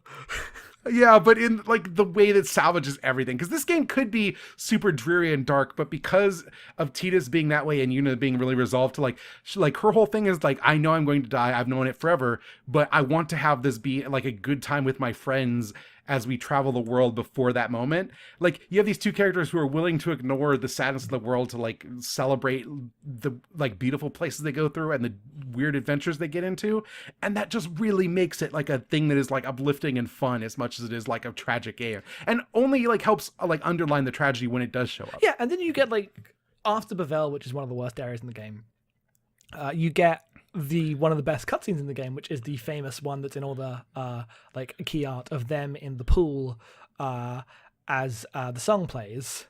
Yep. And you know they kiss, they fuck. It's implied through the song. They fuck. But also like she's like, I don't care if Yevon is evil. Like I still need to stop Sin. Someone has to do this, and it's clear that it's only going to be me. And you want us to run away together, but I really can't do that. Yeah, like the scene is played as him convincing her to run away with him, but it's actually both of them accepting that this is what they're going to do, and there's no like escape from it. So we may as well do it together. Yeah, it's really good. Yeah, no, Final Fantasy X, it's a very good video game. After Bevel, I was like almost done with this game, and having that scene immediately after, it was. It's almost as if they know that Bevel is fucking bullshit. Oh, almost as if, yeah. You get that scene. Flash forward to Final Fantasy XIII. You do the Pope ship for 3 hours, and then you have another dungeon. What a fucking terrible game. So the reason we keep bringing up 13, and we'll just get into this now, I guess, is Jackson played Final Fantasy 13 back in the day when it was new. I don't think he finished it, right? We both played Final Fantasy 13 up to the Pope ship. Yeah, and then we both burned out because 13's a bad game. And then in the past few years since we've been doing this, we've both gone back and actually completed Final Fantasy 13. And Final Fantasy 13 is a literally terrible game, like just through and through. I know people like it, and fine, whatever. And even I'm more I like the combat. Is basically the difference we have. And I think the combat is boring and bad, but the actual game, like knowing that we were going to hit this, I've always told Jackson, because you were very much like, I know a lot of things about 10. Like I'm not super excited to play 10 because like it's the game I know the most about, and like I don't think there's a lot of surprises there. And like you were not wrong about that. But I was always like, no. You could, once you play 10, you will understand like the sadness people have for a game like Final Fantasy 13, because it's literally the exact same game, but every choice is bad now. Yeah, no, it's identical. So going down the list. Like walk forward to make the game happen, check. Yep. All of your characters are tasked with a horrific magical burden, and once they do that, they will die. Check. Yeah, like that was one character. It is now everyone. Yep. The world is ruled by a hypocritical religion that must be overthrown. Check. You land in Australia. Check. Yeah, you go through the most linear game in the world, and then at the 75% point, it just drops you into a big open area to mess around in. Check. But also that open area in 13 is much worse, and is like actually like where they put all the content. But in 13, it's the thing that caught me off guard coming to the Calmlands, which is the equivalent of Pulse in 13. Is that it's just the green area? It's the same. Like if this game was on the PS2, like these would be the same textures. It's the same. Yep. It's the same. Yep. But instead, you're in Grand Pulse for like 7 hours doing a bunch of bullshit. And not only are you on there for 7 hours doing a bunch of bullshit, but it's the part of the game cited by people as when it gets good. Which imagine being, I guess we were this person. We were cited all about chapter 11, like, oh, that's when the game gets good. And then you go, and it doesn't. It actually gets worse. Yeah, no. Oh. There is a video of me going through fucking Nagens, the giant tower, and all I do in that like hour-long video is complain about how this game is Final Fantasy X but bad. You sure do. And everything makes sense now. Yeah. Yeah, it's a whole lot. God. But this game, so I'm trying to think of how to say it. Like, there's a way, like a reading I have on this of like, it feels consciously like I don't know what you do with this like kind of genre after this. The way they end it is so killing God is the thing that happens at like the bit before the end of the game. It's not even the main point. It's like, okay, what happens after we do this? What happens after the thing that happens in all of these games happens? Like, you go to Zanarkand, you realize all the twists, you realize that Yuna has to sacrifice one of the party, and then everyone does the power friendship thing and goes to Yuna and goes, no, we're going to kill you instead. We're not going to kill Sin with the final Aeon. We're going to destroy the Aeons and we'll be free of this. And they do that, but it doesn't solve the problem.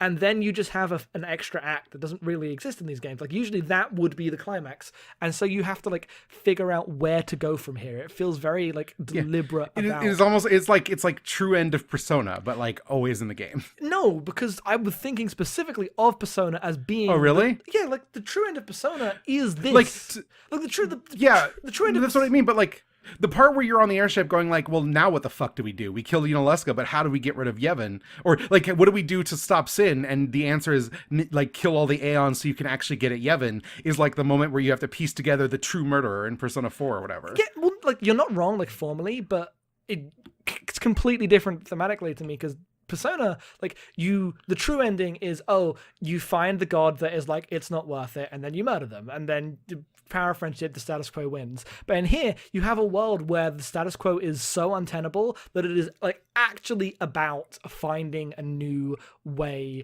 that isn't in the mold of these kind of stories. You have to find something to do that is new, and like I read that as being intentional, like not. That's fair. As like genre commentary, and so I understand how you can't really follow this game up without just doing the same thing again. Like the game is about breaking from tradition in a very direct way. I mean, Yuna literally performs the last sending in the final cutscene and like sends the Aeons, sends like Auron, sends all like the entire old world washes away in like her last dance. It's not subtle about it. You kill summons. Summons don't exist. Yeah. It's it's very direct about what it's doing. And I thought it was fantastic. The ending of this game was like, it's a lot. I was crying. It was a whole thing. I finished the game and I yelled at you because basically what happens is you kill Jecht and while you're in Sin. You meet Jecht and Jecht's like, still not as big as me. And you're like, God, I hate you, Dad. And both of you are like, as you like cry and hug and shit. It's really good. And then he's like, because of the timing of the lines, he's like, you're crying. I knew you'd be crying. God, you're crying. You're crying now. God damn it, Japanese games. And then you kill Jecht and Jecht disappears, and then Auron disappears, and then you kill Yevon. We haven't really talked about fucking Yevon. It was in my narration. Yes, I know, but we haven't talked about him. Yeah, that's because it doesn't matter. It's the manifestation of Yep.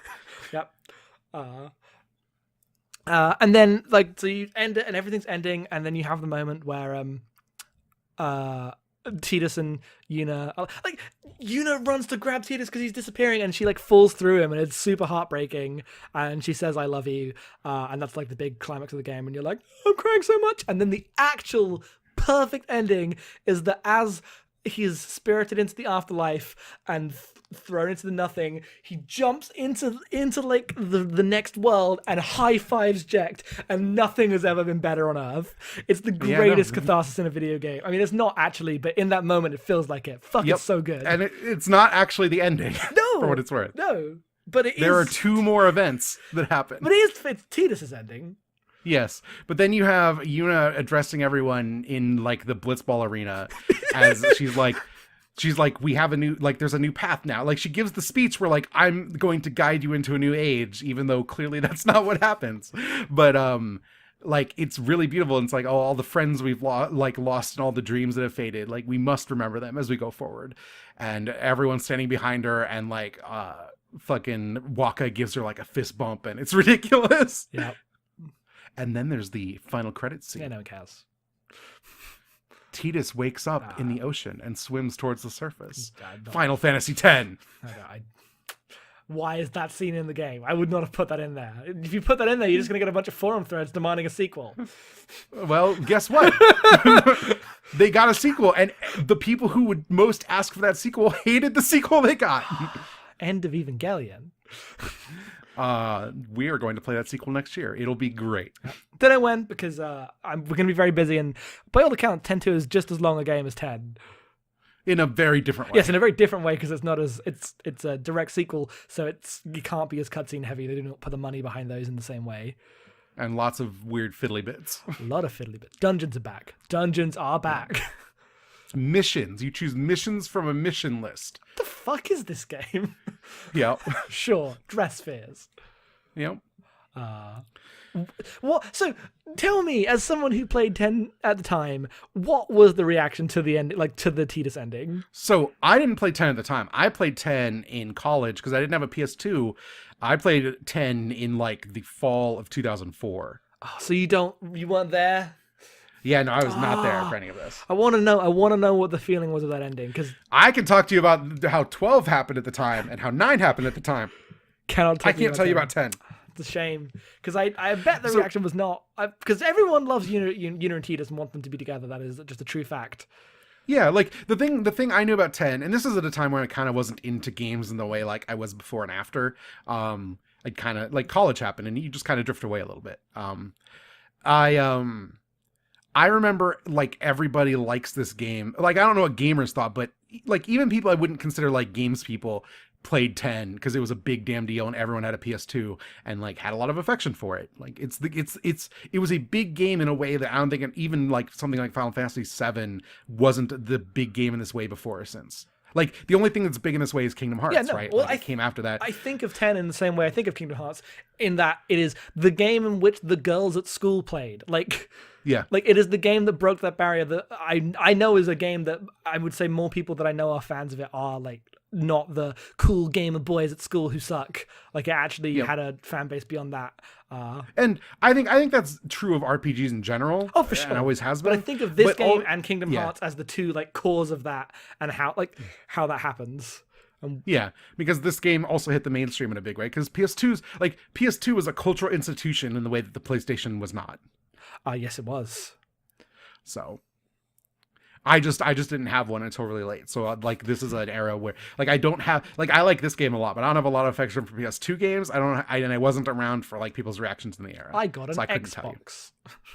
Yeah, you got an Xbox. I had a GameCube, and I wasn't playing very many games on that either. That's because I bought a PS2 finally for Rock Band, or not Rock Band, Guitar Hero. Okay, well those are two different games. Yes. No, I pushed myself to get a PS2 when I got a job out of college entirely for Guitar Hero. But yeah, so I put no stock in that final scene. Like it's just a tag.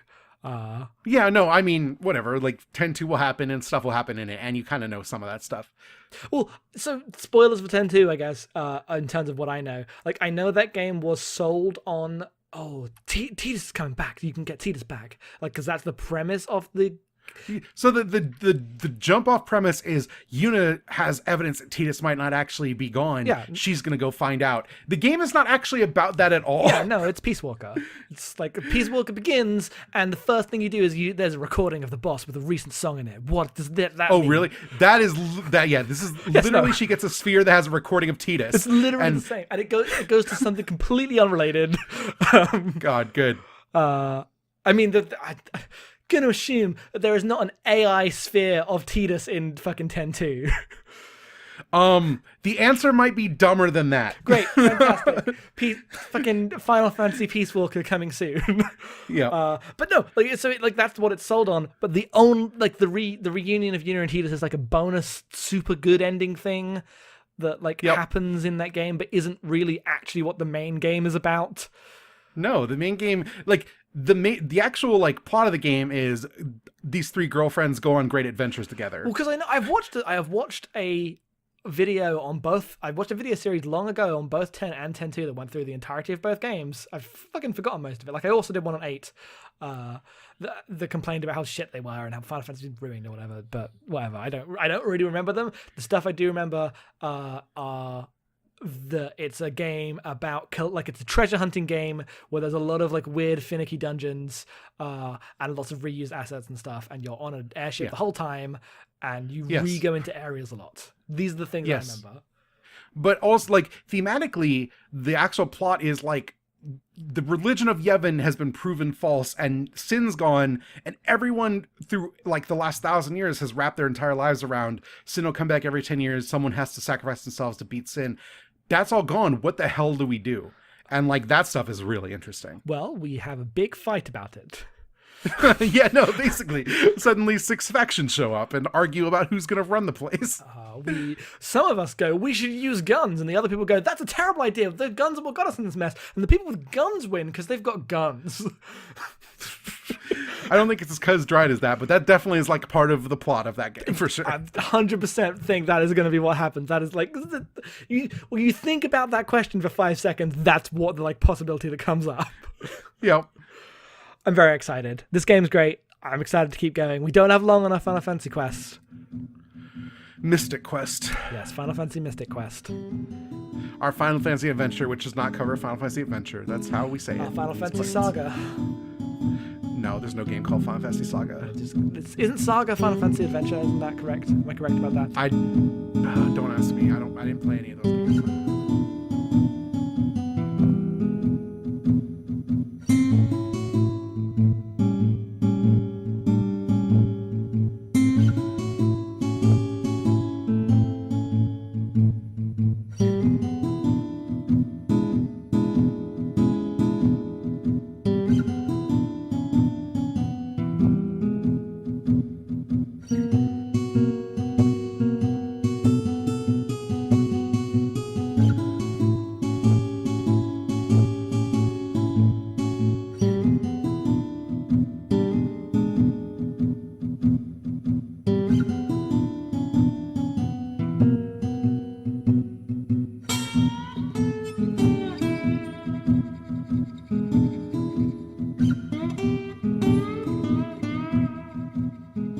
If you have questions, send them to podcast@abnormalacting.com. We've been talking a long time. We recorded Gundam before this, and I'm tired now. Okay. We have one question from our friend Personal Corpse. We do. Are y'all as disappointed as I am that we have yet to see Lulu in a Kingdom Hearts game? Do you have plans to play 10-2? How many lightning strikes did you dodge? So, Okay. Lulu in Kingdom Hearts. No, because... Tidus and Walker in Kingdom Hearts 1, and I don't actually think there's any new 10 characters in Kingdom Hearts 2, because like Vivi's in it and Setzer's in it. I think that's it. And Advent Children, Tifa's in it. Great. I mean, which that's is good. the best part. Yeah, that's good. But I don't remember there being. I don't know. Kingdom Hearts I feel like Kingdom Hearts has gotten away from Final Fantasy as like a pulling point, and that's probably for the best. Well, they invented their own Final Fantasy characters. Yeah, no, all of a sudden they just filled it with like Aqua and I was going to say Noctis, but that's actually a Final Fantasy character, but it sounds like a Kingdom Hearts character. No, if you tell me that everyone in Final Fantasy 15 is in Organization 13, I'd believe you. Yeah, no, that's fair. They don't have X's in their names though. I don't care. I haven't got it memorized yet. Noxtis. Yes, put X's in all the dumb names of fucking Final Fantasy 15. I've not played that game, but I will at some point. I already think it's going to be dumb. That's my Zygnus. Guess. Yep. Fuck you. Fuck you. Claudio X. It's Gladio, but Gladio, whatever. Gladio X. Claudio fine. X is a different podcast. All right, yes, that is ineedmayo.com. Please enjoy it. Claudio X. You know that we already said we. Oh, whatever. Oh, go ahead. I was going to say something about Claudio. I'll edit this out. Okay. Like we said, we have plans to play 10-2. It will probably be like summer of next year by the time we get to it. Yes. That's what it's looking like right now. 0 lightning strikes. Fuck you. So when I played this game in college, I got everyone's ultimate weapons, which means I dodged 100 lightning strikes. I did not win at Blitzball enough to get Walker's ultimate weapon. What did you I had do? A friend, what did you fucking do, you monster? Tell the world. So one of my friends, she really liked Blitzball, and I was like, would you do the Blitzball for me? And she was like, yeah, sure. And then she did, and so she like came to our room and was playing through the Blitzball, and it actually takes a while, and she had forgotten just how much work it took. So we all got bored, and we went to go see a movie and get sushi, and left her playing Blitzball for the next like 6 hours. The most evil thing you've ever done to a person. I don't care if she agreed. She offered. I don't give a shit. This is unconscionable. I got Walker's ultimate weapon though. Oh, you sure did. Yeah, I sure did. Sure did. But I did the lightning strike dodges myself. Thank you very much. I would never do it again. Don't be dumb. Don't do these things in games. No, I will not. Don't worry. Not planning on it. Nope. Jackson.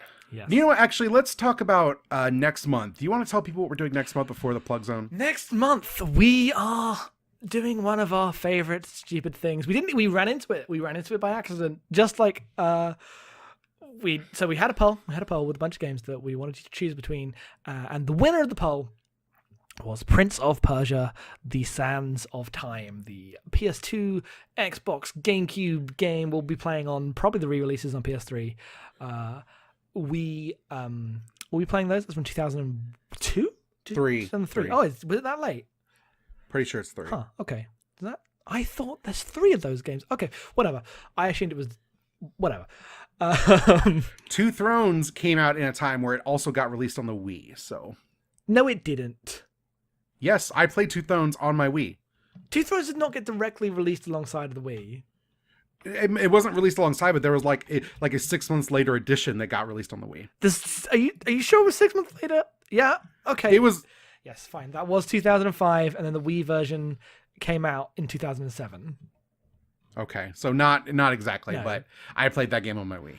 Fine. But yes, we are going to be playing Prince of Persia: The Sands of Time, which means that in fuck, we've been podcasting for too long.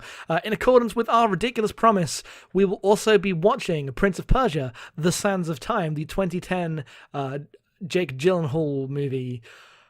It's going to be fun for everyone. Yep, we call this Maxwell's Rule. Do we? Yes. Okay. Is he Maxwell Payne? No, I don't know. Maxwell. Which one's funnier, Maxwell or Maximilian? I think in this instance, Maxwell's Rule sounds better than Maximilian's Rule. Is much funnier. And now that we've said it 3 times, it's been made canon. There's like nothing we can do about it. It's already happened. Yep. So yes, you can watch and play the game if you want to, or do neither. I think you should play the game. Prince of Persia: Sands of Time is a really fucking good game. I'm very excited because I love the Assassin's Creed early games, and just want to play a game that's entirely about running and jumping on like poles and roofs. And so I've been told that there's a game all about that. It's called this game. I feel like the game has more in common with Tomb Raider Legend than it does Assassin's Creed. But yes. Oh yeah, no, it's like you run on the side of a wall to get on a column to turn around to jump on another thing, and then if you fuck up, you rewind time. It's everything we like about video games. I've played like half of Two Thrones. Like I know the basic idea of Prince of Persia. So okay, yeah. I'm very excited. Please tune in next month for that. If you want to vote on any future games or suggest games for the Game Club, you can subscribe at patreon.com/abnormalmapping. If you subscribe for $5 a month, you can suggest us play any video game. You have the power to put something in the poll list. If you want to vote in the poll of the games that are like selected each month, then that is $1 a month. You can participate in those polls. We have a bunch of other podcasts. We have Second Officer Slog, which is our Star Trek podcast. Right now, it is doing podcasts weekly for Discovery, in addition to the monthly episodes where we read books and watch episodes, and it's a good time. If you like Star Trek, you should join us. That is at StarTrekPodcast.space. I do a podcast with Molly called The Amory Score, where we listen to and read the work of Coheed and Cambria. It's incredibly stupid. Let us tell you the story of Mayo. It is not our biggest show, but the fans of that show enjoy it a lot. We get a lot of tweets about how dumb and beautiful Mayo is. Everyone loves Mayo. That podcast can be found at IneedMayo.com. Little did you know when I gave you that horrible domain that actually it would remain true and that Mayo is the character that everyone loves and needs in their life. I was worried that after the song where he says "I need Mayo," that joke would stop being relevant. Yeah, that joke would be played out. But no, it is in fact the calling card of our entire show. We need Mayo. Yeah. Honestly, oh God. We do the Great Gundam Project every week. We watch 2 episodes of Gundam, and that is a Patreon exclusive podcast for everyone who donates $1 a month or more. It's very good. We just recorded an episode right now. It's a good time. Please enjoy that. Do we have anything else to announce? Anything else to say? Where are you on Twitter? Shit. Hi, I'm at Headfuls Off. You are. You can find me at em_being. This podcast is at thebestgame.club. Everything is at patreon.com, or not, blah, blah, blah, as at abnormalmapping.com. We also host Fireside Friends. You can check that out. It's a good podcast. There might be a show coming up in November, a new podcast. So look forward to that. Yes. I do on the YouTube channel, youtube.com/abnormalmapping, Let's Plays. Right now I am working on Gabriel Knight, Sins of the Fathers, which is a fucking fantastic game, and Castlevania Rondo of Blood, which is less of a fantastic game. And I will continue those for the next couple weeks, probably. That's it. I think, again, patreon.com/abnormalmapping. Give us your dollars for all of the hours of entertainment we give you. Come back next time for a very dumb, I'm sure, podcast because we get to talk about a boring ass movie. Look, it is very boring. Yep. Look forward to all of that. Thanks, everybody.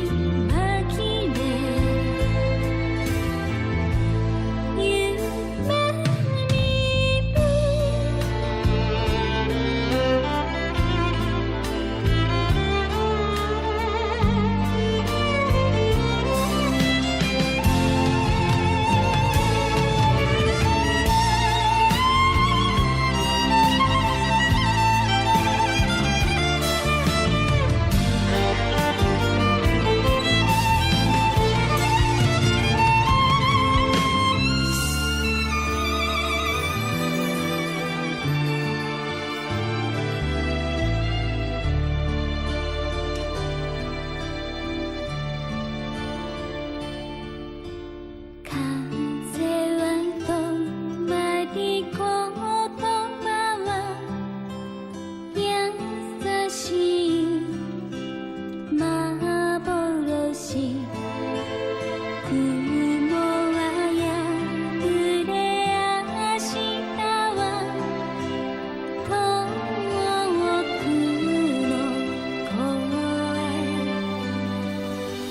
声